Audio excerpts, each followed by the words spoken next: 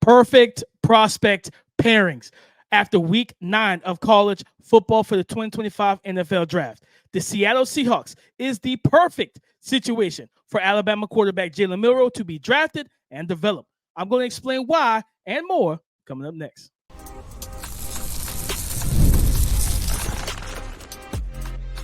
You are Locked On NFL Draft, your daily podcast covering the NFL Draft. Part of the Locked On Podcast Network, your team every day. What's up, Locked On family? Welcome back to the Locked On NFL Draft Podcast, your daily podcast covering your favorite draft prospects, part of the Locked On Podcast Network, your team every day. I'm your boy, Damian Parson. You can find and follow me on X at DP_NFL. I'm a senior draft analyst over with Bleacher Report. And thank you for making Locked On NFL Draft your first listen today and everyday shot for being our everydayers. You know I got to kick the intro to Mr. LSU himself, Keith Sanchez. You can find and follow him on X at TheTalentCode. You talk to him, baby.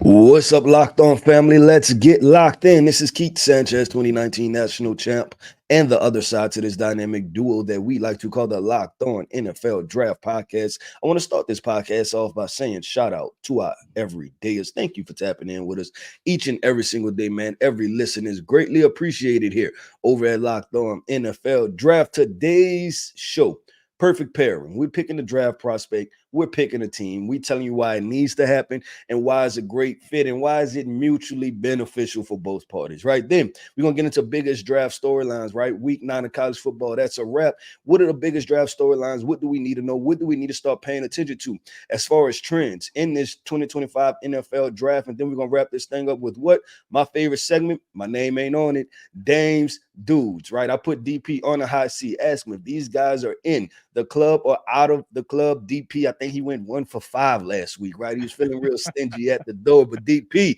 let's get into this conversation, man. Perfect parents. Who you got? This episode is brought to you by PrizePicks. Go to prizepicks.com/LockedOnNFL and use the code all lowercase LockedOnNFL to win $50 instantly when you play $5.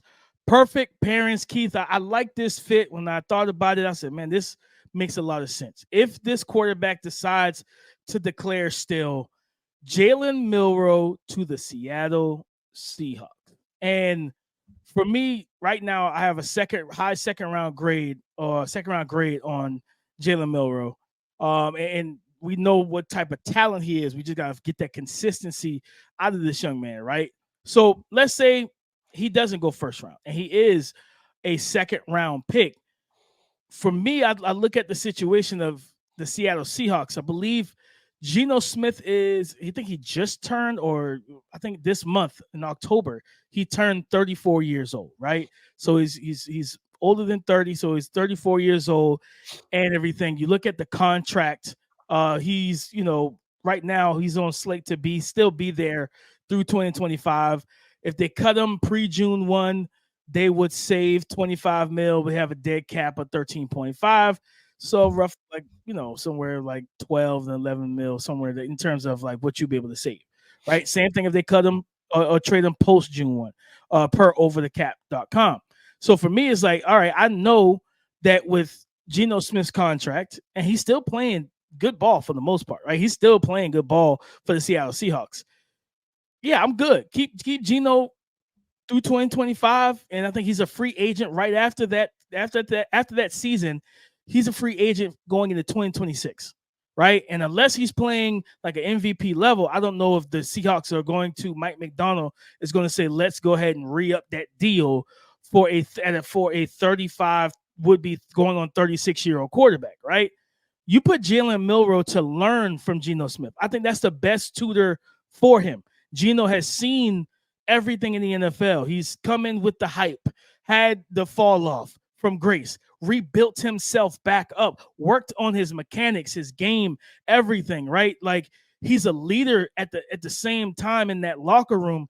And again, what do we always, Keith, you always talk about it, quarterbacks, no matter who you are, right? Like, if Caleb Williams was drafted to the Seahawks, you sit behind Geno too, Caleb.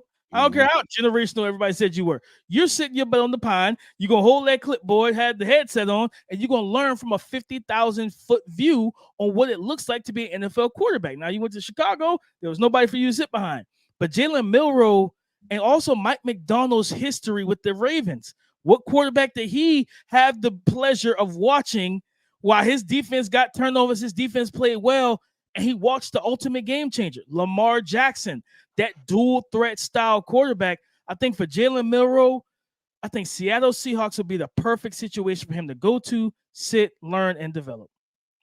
I actually don't mind that spot, DP, and I don't mind it for Jalen, right? And you talked about all of the insulated things that will be there, like, and on top of Seahawks, a pretty stable franchise, right? Like if you dated all the way back to like Matt Hasselbeck and before then, but I'm not gonna act like I was, you know what I'm saying? Like I know all of the, I think that was what Steve Largent or somebody back then. You right?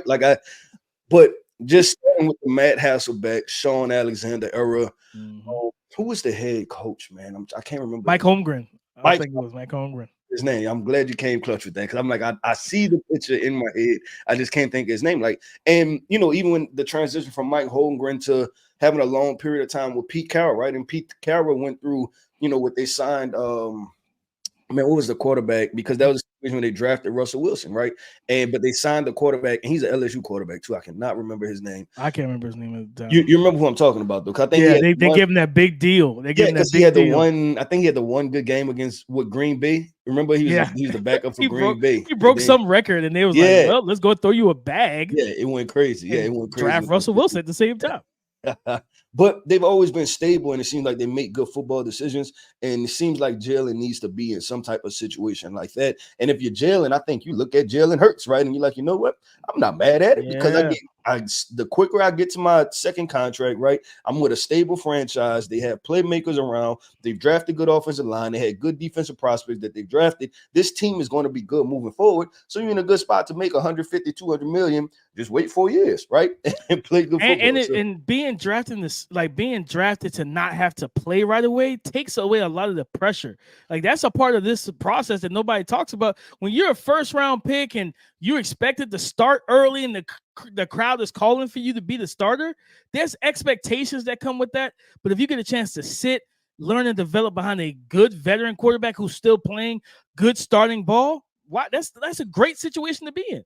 Yeah, and it's only because we, quote unquote, the media, right, has created that thing that they have to play right away. And it's like, we got enough case studies to where they don't have to play right away and they can be really good, right? Because if you have a good quarterback, he's playing 15 years. So you're like, oh, man, remember he could have played 16 years. Like, man, if you had a good quarterback, you're really happy with those 15, right? Like at the end of the day. So I think when people start looking at the bigger picture of things, things start changing. DP, I'm going to quickly go with my guy. Looking at Tankathon, right, in the current draft order, our guy, Tetairoa McMillan, had another explosive week. I think he went for almost 200 yards this past weekend, I believe. And I'm going to go with him, and it's just how things happen, right? The Rams were slated in my last mock draft. You know, they were picking top 7, and they won back-to-back games, right? 2 games in 5 days, I think. But now the New Orleans Saints, DP. Remember, it was a long, long time ago when the Saints were 2-0, right? And they were second lining out of Jerry's World, Dallas Stadium. We said, could this be the best team in the NFC? All have the mighty have fallen. So I'm going to help Who That Nation out. I'm going to help my people, man. My people, I'm from New Orleans. I just want to help my people out. We're going to go ahead and give them Tetairoa McMillan. I think that's a perfect pairing. And the reason why I say that is this. They just re-signed Alvin Kamara, right, to a contract. So he's going to be there a couple of years. Rashid Shaheed, 5'11", 6 foot, 175 pounds. Chris Olave, 5'11", 6 foot, 175, 80 pounds, right? They need a big body target. They haven't had a big body target since Michael Thomas, and I've never seen a weirder end to a situation than this Michael Thomas thing, right? Like Dez Bryant, his end with the Cowboys, and then, you know, the Ravens / Saints also, like that ended weirdly also. But this Michael Thomas thing just kind of fused out to where this guy was playing all-time great football, and then there was a couple disputes with doctors and everything else, and it just faded out. And since then, they haven't had a big body target, right? And they need a big body target over there. And I think T-Mac will be a perfect complementary piece to Shaheed and Chris Olave down there in New Orleans. I like that, and especially, you know, like lining it up with Michael Thomas, and he could bring the things that Michael Thomas brought, right? That big body slant, end breaker, crosser, can post guys up at the catch point, you know, short to intermediate. but his fluidity and ability to drop his hips and sink. And I even tweeted, during the game where he had an inbreaker this past Saturday, his ability to decelerate in open field and make guys miss. And I know that the Drake London comp is there. To me, he's a better version of Drake. He's more athletic than Drake. That's the thing. Yeah, 100%. I think he's quicker. I think he's also, he plays strong. He knows how to use his frame at the catch point and fight through physicality in the contact window. Our wide receiver one, he has not dropped at all in the rankings at all, and to see him bounce back with another 200-yard game, I love seeing that on Saturday. Yeah, and DP I like the fit too. Yeah, and his situation when he gets the football and when he don't is wild, right? It's basically because he has the game against West Virginia where he went for 200, Texas Tech he went for 160, Kansas State he went for 130, and then with the New Mexico, he went for 300. So it's like and then the other games he went for 38, 78, 50, and 11. So it's like if he gets started, you might as well just get ready for him to give you 200, right? Right. Like he's just gonna go ahead and give you 200, and if you don't get going, then he's gonna give you 30. And it's just, and it's not him, right? It's just the offense and how it's constructed and just how that's playing out. But DP, let's keep this thing going and flowing, man. And we're on to the biggest draft storylines. Yes, we're about to survey the landscape, tell you what you need to be paying attention to for this 2025 NFL draft coming out of week 9 of college football. Get ready to tackle the NFL action with FanDuel, America's #1 sportsbook. Because right now, new customers can bet $5 and get $150 in bonus bets if you win. The FanDuel Sportsbook app gives you everything you need to place live bets on the NFL all in one place. So when you get a hunch in the middle of the game, you can check out the latest stats, view live play-by-play, and so much more on the same page where you place your bets. Just visit FanDuel.com to join today. You'll get started with $150 in bonus bets if you win your first $5 bet. Guys, again, you will get started with $150 in bonus bets if you win your first $5 bet. That's FanDuel.com. Never waste a hunch and make every moment more with FanDuel, an official sportsbook partner of the NFL. Biggest draft storylines, Keith, and we talked about it on yesterday's show. I kept foreshadowing, trying to contain myself not to talk about it on that show. And for me, it was the situation of what we saw when LSU and Texas A&M were battling, right? You gave your game ball on yesterday to the freshman quarterback, Marcel Reed. Want to know why you gave the game ball to him? Because the guy that was starting in front of him did not play well, Connor Weigman.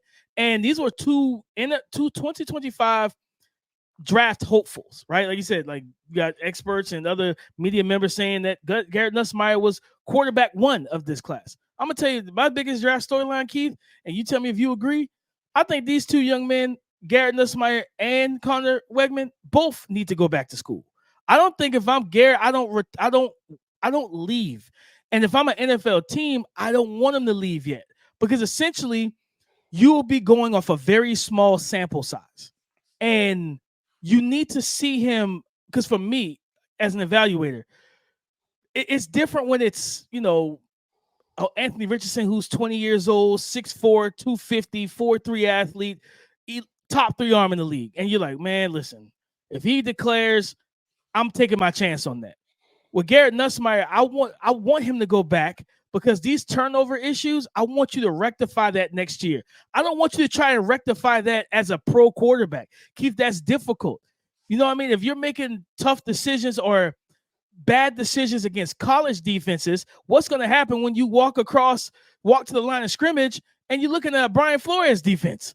You know what I mean? Where Brian Flores got both safeties 10 inside the 10-yard box, and they drop in the cover 4, but it looks like it's about to be a cover 0 blitz. Like, what's going to happen when you see that picture change? Because Texas A&M did that to him. With Connor Weigman, Keith, in that game, Connor Weigman was 6 of 18, 64 yards passing. He finished with a QBR of 12.9. I'm sorry. He averaged 3.6 yards per attempt. Like, freaking Marcel comes in and uncorks a 54-yard bomb to Noah Thomas, and it's like, wow, where's this been all game? You know what I mean? So for me, I think this is a situation not for Connor Weigman. I don't know if Texas A&M should pencil him in as the starter for the rest of the year. Like the start of the season wasn't good, and I think he got hurt, and Yeah, he got then he hurt for a came couple back. games. Yep. And he looked like he was, getting there, but it's like, okay, when we play against top tier competition, we need you to be top tier as well because you're talented. You are physically gifted. You're a good talent. Now let's play to that. I don't know if he should be the QB, the starting QB, and if he's not, he then says, well, maybe I need to transfer. So I think he needs to return to school regardless, and he might be looking at a situation where, because with Marcel Reed popping the way he has, making explosive plays, he counted for 3 touchdowns on the ground. You know what I mean, in that game, right? That, like you said, they don't win that game without Marcel Reed. I think for Connor Weigman especially, you return and you might look to the transfer portal and find the right situation with the right weapons, whatever it may be, that really is comfortable for you. Yeah, I'll start with Texas A&M, and I'll kind of start where you left off at. If Connor Weigman returns right back to school, which it looks like he's going, there's not enough out there for him to feel confident about going day 1 or day 2, right? He's going to return. The truth of the matter is that he's not going to be in a Texas A&M uniform, right? Especially in the day of the transfer portal, and you know what I'm saying, so many connections and phone calls that can easily be made. He's going to go somewhere, right? And so I think that's the thing with Texas A&M is that Connor Weigman is going to come back.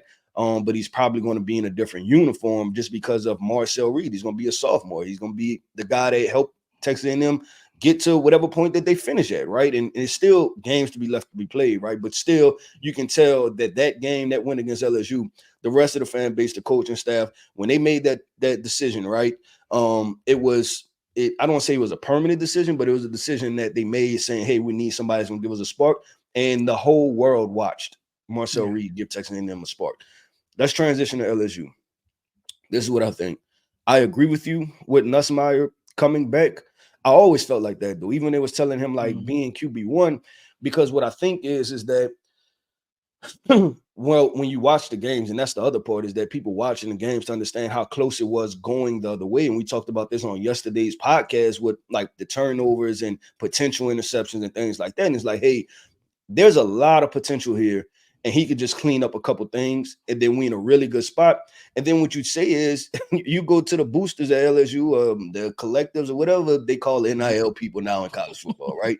You say open the bank, right? Because we're bringing everybody back. We're bringing back Kyron Lacey. We're bringing back CJ Daniels. We're bringing back, maybe we try to bring back Mason Taylor. I don't know. It'd be really, really difficult to bring him back, right? And then we're going to infuse some defensive situations. And then now you feel really comfortable that we have a solid offense. Guess what? They found the freshman running back, Caleb Durham, right? He's a good football player at the end of the day. Yep. And then now you can put yourself in position. So if I was LSU head coach, I would regardless if the A&M game happened or not, I was going to try to get Garrett Nussmeier to come back because I'm like, hey, you're playing good football, but there's another level that you can reach.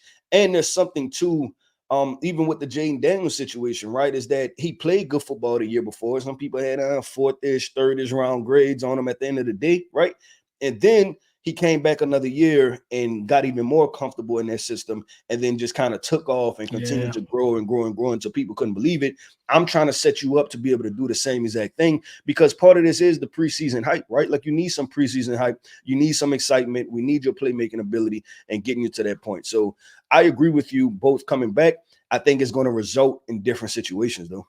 Yeah, 100%, right? Connor Weigman, Marcel Reed, and you expect him as a freshman. He's like 18 years old. He'll be 19. You expect him to be stronger, smarter, everything like that, prepared he's going to prepare this offseason. I'm expecting him to prepare to be the starter. You know what I mean? And as he should. I would not go into this situation this offseason preparing to be the backup. I'll be preparing to be the starter. So I think for Connor Weigman, you look at it and say, hey, I'm going to return to school, but I'm a transfer. Whether that is going to a place where you can put up numbers, you get some of those easier reads that just lets you play ball like a Lane Kiffin, right? Like you always said, Lane train. You losing Jackson Dart. We've seen what Lane's been able to do with Jackson Dart and Matt Corral and make both of them look like draftable prospects, right? Matt Corral was drafted with 3rd round and everything like that. So I expect Jackson Dart to be drafted day 2 as well, potentially. So that's a situation. Heck, there's so many different good opportunities to go that's out there that you can go and perform and have the opportunity to go out there and ball, man. So I think, and honestly, sometimes we saw it with Kyle McCord. Maybe the bright lights right now isn't the high expectations of a storied program like Texas A&M and the SEC. Maybe that's not going to be a good spot for you. Kyle McCord went to Syracuse and played well for the most part up until last week. Like, he played good ball all season, man. Like, but everybody's like, what happened to Kyle McCord? Like, he's not in the bright lights of Ohio State. He just gets to go and play ball. And I think with Nussmeier, man, like, we see that he's a baller. You got to finish strong, finish the way you start. Like, they didn't finish that game well offensively. I think if you can bring back as many pieces and talents and go to the portal, get some other pieces and stuff like that, now you're looking at yourself as that perennial, like, not just top 12, but maybe top 5 team entering the season next year. Yeah, I agree. DP, this is what we're gonna do, man. Cause we bumped against time because that was a good conversation, right? And so I'm gonna save my storyline for next week, right? I'm gonna save my storyline for next week. I'm going to push it to next week, but we have to get into this Dames Dudes segment. So coming up next, man, like I said, my favorite segment, my name's not on it, but I get to put DP on the hot seat, ask him who's his guys that he's letting in the club and kicking out of the club. Dames Dudes segment is on the way. Time is our most precious commodity, so don't waste it scrolling through the same mind-numbing content for hours and hours. How can you spend it wisely to improve yourself? Our sponsor, Hillsdale College, is offering more than 40 free. That's right, 40 FREE free online courses, including The Great American Story, A Land of Hope, The Rise and Fall of the Roman Republic, and a brand new documentary-style course on Marxism, socialism, and communism. All of Hillsdale's courses are self-paced so that you can start whenever and tune in wherever. Plus, you can go deeper with readings, quizzes, discussions, or just enjoy the lectures. Go right now to hillsdale.edu/lockedon to enroll. There's no cost and it's easy to get started. That's hillsdale.edu/lockedon to register. Guys, you don't want to miss out on this free opportunity. That's hillsdale.edu/lockedon. Today's episode is brought to you by Prize Picks. You can now win up to 100 times your money on Prize Picks with as little as 4 correct picks. Prize Picks now offers Venmo for quick and easy deposits and withdrawals into your account this sports season. Sign up today and get $50 instantly when you play $5. You don't even need to win to receive the $50 bonus. It's guaranteed. Prize Picks is the best way to win real money this football season. Which players are going off? Which ones aren't? Make your picks in less than 60 seconds and turn your sports opinions into real money all season long on Prize Picks. Download the app today and use the code LOCKEDONNFL to get $50 instantly after you play your first $5 lineup. Download the app today and use the code LOCKEDONNFL to get $50 instantly after you play your first $5 lineup. Prize Picks, run your game. Thank you for making Locked On NFL Draft your first listen today and everyday shot, for being our everydayers. It's Dames Dudes, Keith's favorite segment. Gets to put me in the hot seat. Give me 5 prospects from week 9 to see if they can get in the club, who's getting in the VIP, who's got to go back to the dorm and try again next week. Keith, let's get to it. DP, we're going to start this thing off with another TCU wide receiver, Mr. Savion Williams. Is he in the club, out of the club? Keith, a week ago, he got mentioned. And I said no, because he had 72 yards rushing and only 27 yards receiving. Well, Keith, he doubled down. He had 72 yards rushing and a touchdown this week, but he had 3 catches for 81 and a touchdown as well, over 140 yards or so from scrimmage, 2 total touchdowns. This is a Savion Williams I wanted to see. He's getting in the club. I might let him in the VIP because I didn't let him in last week. I think that's interesting, DP, just his usage, right? Because I tweeted about it, and then fans even tweeting at me, and I didn't even realize this, right? But between this past week and the week before, he just had over 150 yards running the football, right? And you got some running backs right now. They wish that they had that type of production. You know what I'm saying? Like I was like, that's Yes. crazy. Like to be a wide receiver and have that much production as a wide receiver. DP, we're going with another wide receiver, man. Minnesota wide receiver Daniel Jackson in the club, out of the club. Oh, this is one of my guys coming off this summer. We haven't really talked about him as much. He's quietly having a pretty solid season. 51 reception, 568 yards receiving, and 3 receiving touchdowns. And 2 of those came against Maryland in the blowout game. 9 for 117, 13 yards per catch, and 2 receiving touchdowns. Yeah, he's in the club, man. I was happy to see this performance from him. For them to really get that seemed like the Minnesota's passing offense is now finding themselves, right? They can run the ball with Darius Taylor, who we'll be talking about a good bit next year for the draft because he's a good young running back. They can run the ball with him. Ariante Ursary and that offensive line did their job. But yeah, Daniel Jackson, Max Brosmer, getting that passing attack going. Yeah, 100%. Daniel Jackson's in, man. 6 foot, 195, 200 pounds, like good route runner, tough guy. I like this young man's game. He's in. Okay, I like that. I like that. With DP up next, man, the guy you just talked about, Syracuse quarterback Kyle McCord. Is he in the club, out of the club? I feel like he's been in the club most of the season, but Jesus Christ. Whoa. Thursday night, man. Like, I was excited for this game because I thought it was going to be a nice little shootout, at least a high scoring affair. He was 35 of 64. 321 yards passing, 55% completion, 0 passing touchdowns. He did have a rushing one, 5 interceptions, and I believe 3 of the 5 went for pick sixes. Yeah, and I think all in the first, was it all in the first quarter, or all in the first half? It was something crazy. It was somewhere in there. And there was a, and I tweeted, I said, man, you got to pull him. Like, you got to pull him. After I think it was after the 4th interception, I was like, pull him. Like, don't let him go back out there. Because there was a moment where the coaches had his hands on his helmet, on his ear, like on the side of his helmet. He's talking to him. And I was like, this is definitely going to turn into a meme. You know what I mean? Like, this is absolutely going to become a meme. Yeah, he's not in the club. Not this week. He's been balling all season, man. He's been playing well. But 11 interceptions on the season, that's because you threw 5 in one game. Yeah, no, Kyle McCord, you're not getting in the club this week. Yeah, and that was just a tough loss too, DP, just how close the ACC is, right? Because they go from being like potentially like 3rd or 4th, I believe, to like now they sitting in the middle of the pack, right? So that game against Pitt was a huge game, and I know people didn't necessarily, like I guess if you look at the programs, right, you didn't necessarily think that because you used to Clemson, Miami, Florida State, those big time programs running the ACC, but that was a huge matchup to kind of dictate because now Pitt is 3-0, 7-0 overall, right? I think a top 15, maybe top 10, right?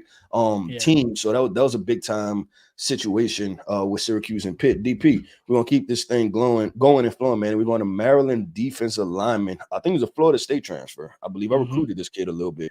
Quayshawn Fuller. Is he in the club, out of the club? Quayshawn's not in the club this week, Keith. And this is a guy, like I said, he did start at Florida State, 6'3", 265. He has the look and the build. 20 against a Minnesota offense, right, where Max Brosmer threw for over 300 yards, 4 passing touchdowns. We just talked about Daniel Jackson. Like, to go basically over. I can't remember who the player was in the NBA, but that was a meme from years ago, graphic that he played a full game and he notched no stats. It was zeros down the board. No points, rebounds, assists, steals, blocks, nothing. I don't even think he had fouls. He was 0 for 0. And that was the same thing for Quayshawn. Like, in this game, 0 sacks, 0 QB hits, 0 hurries, 0 pressures, 0 pass rush win rate. I don't think I've ever seen that for a guy that rushed a passer on more than 20 snaps. Yeah, he's not getting in the club. That was a wild performance to put on tape. I don't know what happened there. Well, DP, whoever that NBA player is, that was before sports. Tony Snell. Tony Snell. I remember it now. I forgot about Tony Snell. Tony Snell. I forgot about Tony Snell. The best cardio he got in his life, Keith. The best cardio he ever got in his life. Well, let's wrap this thing up with one of my favorite guys. So you could do what you want to do with him, DP, but he's coming in my club, baby. He's coming in my club. He's been in my club a couple of years. I'm actually gonna be disappointed if he come to your club, to be honest, DP, because he's a regular at my club. Mr. Jarquez Hunter, running back for Auburn. Is he in the club, out of the club? Oh, but he's in VIP. I got bottles waiting on him against Kentucky. 23 carries, 278 yards rushing, 2 rushing touchdowns. Man, he was balling in this game. And like again, I think he's a senior running back this year. Yeah, Yeah, he's a senior. And it just feels like he's not talked about a lot. I know Auburn's offense hasn't been great and everything, but like he showed that he's the bell cow of that offense, especially against Kentucky. And it was crazy watching Kentucky. It felt like they was inviting them to run it for whatever reason, because I saw some 3-down line sets. They didn't have Deion Walker at the nose tackle, had him at one of the edge spots. And Auburn was like, cool, I'm gonna run to the opposite direction where a big 350-pounder isn't, and I'm gonna just attack that. And he made, guys missing open field, but he also like just big plays. He's got that kind of short, stocky build with that bowling ball. I'm not gonna lie, I saw that 27. I thought about Ray Rice. I'm like, man, I want to see him catch the ball in the backfield more, but he's in the club. Dominant performance. And again, like I said, Ashton Jeanty, top tier running back. Love it. All that good stuff. I'm not on board with him being better than Saquon and Bijan. I'm not there. I'm sorry. I'm just not. But he got a first round grade from me. But if an NFL team decide, I'm not judging no team that says, let me get Jarquez at the top of the 4th, and I feel good about it. You know what I mean? Let me get a Jarquez Hunter back in the 3rd, top of the 4th round. I got me a starting running back for the next 5 to 7 years, and I feel comfortable with it. Yeah, DP, I was watching that game against Kentucky, and I was like, there go my guy, right? Because I've been tweeting about Jarquez almost for 2 years now. Because he's somebody that's popped for me. Might have been initially, I watched him 2 years ago and he's playing LSU. I was like, who is this back, right? Like, he can tote the rock. And like you say, he's right at that 5'10". Seems like he's 210, 215-pound threshold, low center of gravity, right? Good contact balance. I think he's just one of those gems, like you said, that you find in the 4th round. You draft them, those teams that need running backs, right? The Dallas Cowboys, one of those teams, and you draft them, you insert them into this, and you're like, hold on, who is this guy? Like the Baltimore Ravens, right? Like pre-Derrick Henry, he would have been a back that they wouldn't have got, right? One of those downhill guys that's used to playing in a power good type footwork, team. pressing the gaps and stuff. He's talented. He's a very talented, and he has short area quickness, but he also has vertical burst, right? Like this guy can get upfield. He's a guy that nobody's talking about. I thought he was going to come out last year. Just with him being a running back, I thought there was enough on film for me to feel confident that I could write a 4th round grade on him. And if we're a team that need a running back, let's go get him. Like, you even think about the Carolina Panthers, right? Like, they could have used a guy like this, because you was going to draft Jonathan Brooks coming off of the ACL, right? Not draft Jarquez Hunter, right? But obviously he wasn't in the draft. But that type of talent, DP, he's one of those guys that you draft, and then after the fact, you say, man, we found a gem with Jarquez Hunter. But DP, that wraps up another episode, man, of the Locked On NFL Draft Podcast. I want to end this podcast off by saying shout out to our everydayers. Thank you for tapping in with us each and every single day, man. Listen, you can find us on YouTube at Locked On NFL Draft, right? And we greatly appreciate every single listen over there. Make sure y'all hit the like button and y'all look out for your boys. Continue to tap in with us because we are continuing to get started over here at Locked On NFL Draft. I am Keith Sanchez. You can find me on X at The Talent Code. That right there is my guy, my co-host, Mr. Damian Parson. And you can find him on X at DP_NFL. And like we like to say, man, y'all can talk to us because we like to talk back. Go subscribe and follow for free on YouTube, wherever you listen to podcasts, to get the latest episode as soon as it is available. Thank you for making Locked On NFL Draft your first listen today and everyday shot, for being our everydays. It feels like it's been a couple weeks since we did it, so it feels like it's time to bring it back. The rookie report on tomorrow's show: Caleb Williams, Jaden Daniels, these rookies from the 2024 NFL draft class. How are they performing over the last 3 to 4 weeks? We're going to grade them out again on tomorrow's show. So come and join the conversation again tomorrow on the Locked On Podcast Network, your team every day.